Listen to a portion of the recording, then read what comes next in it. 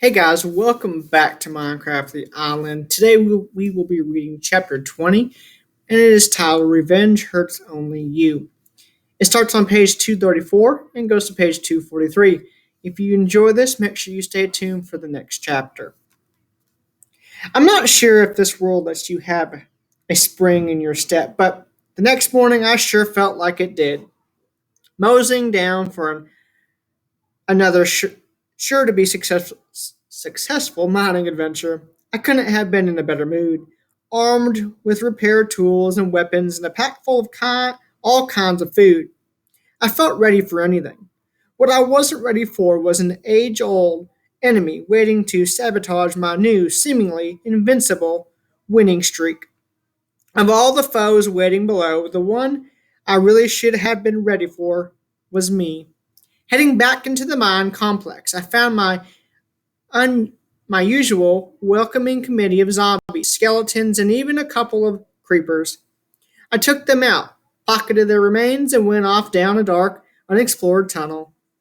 This one was broken by a section of natural cave that was lit by a column of lava.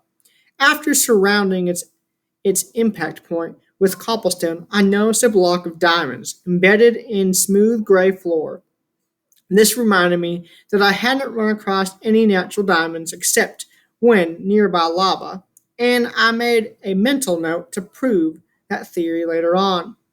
After collecting three glittering stones, I kept going until the natural cave returned to an oak reinforced mine shaft. This time, minecart tracks led me right to another chest, and another world expanding jackpot. I didn't find one book, I found three, and they were all about Redstone, which turned out to be its factual official name. This entire time I'd been the Crimson Mineral as next to useless, and now I was learning that it might just be the most powerful material in this world. The dim redstone torch I thought inferior to a brighter coal version was actually a source of energy, and that energy could be transmitted by a trail of redstone dust. And that was just the first book. Skipping to the other two, I saw that redstone was an essential building material in machines. Yes, machines, finally. After going from the Stone Age to the Iron Age, here was the Industrial Revolution. And if I'd just been a little bit more patient, taking the books home instead of skimming the pages right then and there, everything probably would have been fine. But I didn't. I knew that hiss. I heard it far too many times. Head up, flash ready, and books safely packed away. I pivoted to face the threat. All clear. Behind me was the well lit, empty passageway. Before me was only darkness, no cluster eyes. And yet, I crept cautiously down the tunnel, placing torches as I went, still clinging to the thought the cave spiders were just smaller. Bothersome pests. At least I got the smaller part right. It scuttled out of darkness toward me, greenish blue and about half the size of its surface cousin. I swung my sword, missed, and expected nothing more than the usual, if not milder, spider bite. Wrong. Pain flooded my system with the burning, choking, familiar sting of poison. I staggered back, head swimming, limbs aching, flash flailing wildly at the turquoise snapper. Knocking it back with my shield, I lunged forward with a killing blow, still smarting from the venom. I reached for a milk bucket, and a new, painful realization that size doesn't matter. Only then did I notice that the hissing hadn't stopped. Well, now, I thought nervously, at least the others won't surprise me this time. Wrong again. I headed down the passageway, ready to repel any threats in front of me. Only they weren't in front of me. They were below. I passed a hole in the wooden floor, just one open block. In my anxious distraction, I figured that spiders couldn't squeeze through such a teeny opening. I didn't factor in the new, small variety panic drowns thought. I'd already passed the hole when I was jumped from behind, toxins coursing through my veins. I spun in time to catch the second of two arachnids. It reeled as its partner struck, injecting another murderous dose, parry/smoke. Another antidote of milk and more loaves of healing bread. I peered down the hole, saw nothing, and guessed, hoped, really, that there couldn't possibly be more of them down here. Just let me say, for the record, that my thoughts hadn't been this frazzled in a long time. I'd been so used to winning, so used to things going my way, that when confronted by genuine challenge, my mental recovery time was way out of whack. That's why I didn't retreat that moment. I jumped through the hole and saw that the entire shaft before me was filled, from top to bottom, with webs. Of all the ironies, spider silk had once been so rare and precious that I risked my life to get it. Now I risk my life to get past it, to get to the spawner I saw at the end of the hallway. At least I wasn't stupid enough to try walking through the webs, but trying to hack them away was just an idiotic. I'd barely sliced through four of the stretched, creepy cubes when I saw another spider gliding effortlessly forward, as if the sticky threads didn't exist. I swung and struck silk. It leapt. I winced. The bite didn't poison me, but the impact knocked me right up into a web. I was stuck. Legs kicking, feet dangling, slowly dipping toward the ground. Another pounce. A second bite. This time the fangs sank deep. I screamed from the noxious fluid. Cutting furiously at the entangling net, my feet hit the floor just as the first spider sprang and landed right on Flash's diamond blade. I retreated from the web wall just long enough to take my last drink of anti-venom milk before I could reach for healing food. Another pair of spiders attacked. This time I was ready. I hit one, then the other, knocking them back like this was a crazy solo game of racquetball. Again they charged. Again I struck. Shield and sword bashed and slashed. As the second one evaporated, I glimpsed another pair poofing up from the distant spawner. I'll be back, I shouted, fury roiling up within me. I'll be back and you'll be dead. You'll all be dead. Running all the way home should have given me the chance to clear my head. It didn't. It should have calmed me just long enough to realize that I needed to repair my battered armor, fix my cracked sword, get a decent night's rest, and come up with a rational, reasonable plan. It didn't. I just grabbed some more food, extra feathers for arrows, and rushed right back out to do battle. Stopping to milk moo should have given me one last chance for sanity, but of course, it didn't. I can only imagine what my four-legged lifeline might have said if she'd been human, what her sharp, multiple moos might have meant. Please don't do this. Don't go back there without thinking. Consider the mistakes you've made, the lessons you've learned, all the times you've almost died. Please just take a moment, take a deep breath, and don't throw away everything because you want revenge. That's why I didn't listen to her. To my subconscious thoughts, those creatures had reintroduced me to fear.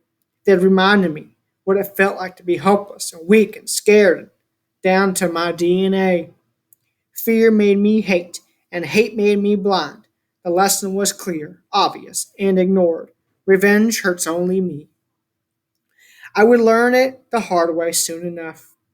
I sprinted down into the depths, right back into the tunnel where I'd started, after sealing the hole in the floor that I had originally jumped through. I tried picking out a new one just above the spawner itself. I planned, if you could call it that, to smash the cage from above before any new arachnids got to me. The plan failed. As soon as the hole opened, a spider jumped up into my face, recoiling from the venom. I gave the creature several rapid hacks. It's not failure that matters, but how you recover, right? I recovered miserably. Sealing the hold and gulping milk, I groped for a rash and reckless plan B. Would you have tried to mine a staircase down the wall next to the spawner? Would you have believed, or wanted to believe, that somehow there weren't any webs on the other side of the hall? Of course not. That's what a brain is for. But I did, and within seconds of knocking out the final blocks, a trio of poisonous hissers pounced. I honestly don't remember how I killed them. All I can recollect is reaching for a second dose of milk and realizing I'd only brought one. The next minute was an excruciating race between hyperhealing and the spider's digestive juice. I tried to stuff my face with as much food as my stomach was, would allow, praying that I could self repair before the acid devoured me from within. Veins cooling, muscles repairing, I heard another high pitched rasp. Two more arthropods were scampering at me through their protective webs, cutting me off from the staircase. Withdraw, retire, run. I beat it. I bet it down the dark, unexplored tunnel. No time for torches, no thought of direction. I just ran until the hissing finally faded. Time to rest and regroup. I could see now that the mine shaft had given way to a rough natural cave. Just as I placed a torch, two arrows struck me in the back. I turned to see another cobblestone spawning chamber right behind me, with a pair of skeletons emerging from its exit. I swung, connected, and heard the snap of glimmering blade shatter. Flash had been a magnificent weapon, but I hadn't repaired its wounds. I'd seen how all the combat, and especially web chopping, had taken such a horrid toll on its fractured, chipping form. I'd seen it, but I didn't do anything about it. Because I didn't take care of Flash, it couldn't take care of me. Curses echoing in the darkness. I searched my pack and belt. No axe, no backup sword, nothing but two arrows from my bow. I had gaggles of spare feathers, but I'd forgotten to bring my flint. Two more skeletons emerged. Four arrows clucked off my shield. Back into the tunnel, and the pitch black unknown, I fled blindly, whistling arrows in pursuit. Running, panting, murky stone racing past me on all sides. Finally, silence. My thoughts were a jumble. Eat, heal, food gone, alone in the dark. Lost. Running from tunnel to tunnel, I stuck torches everywhere. How do I get back? Where am I going? Panic drowns thought. Help, I whimpered softly, tracing and retracing the same nondescript steps. Please, somebody, anybody, please help me. I was right back where I had started, right back in that ocean, scared and alone and wishing for someone else to find me. And someone did, but not in the way I wanted. I heard the moan the moment I turned the corner. A low ceiling cave, another spawning chamber. Zombies. So many approaching. Zombies. I dashed away down another new tunnel and once again ended up blundering through the dark. Zombies never give up. Slow, steady. They never let you go. Groans bounced off the walls. They were just a few steps behind me. Something blinked off to my right. A creeper! I twisted for a quick bow shot. Thunk! Square in the molted face. Not enough. The crackling of a fuse. One more shot, and squeak. A bat, flying right between us, took the hit. Boom! I was blasted back, my thrashed chest plate disintegrating from my burned body. I landed hard, splashing into shallow water that carried me farther into the gloom. Grrr! They were still behind me, dim, growling shapes against the faint glow of distant torches. I ran through the water and crashed into solid rock. I looked right and left but couldn't see anything. Nowhere to run, nowhere to fight. The smell of rotting flesh was overpowering. Rotting flesh and earth, cubes of dirt in the wall, reminding me of the first night, buried and safe. Grabbing the loose cobblestones from my pack, I threw up a wall across the rough opening of the tunnel.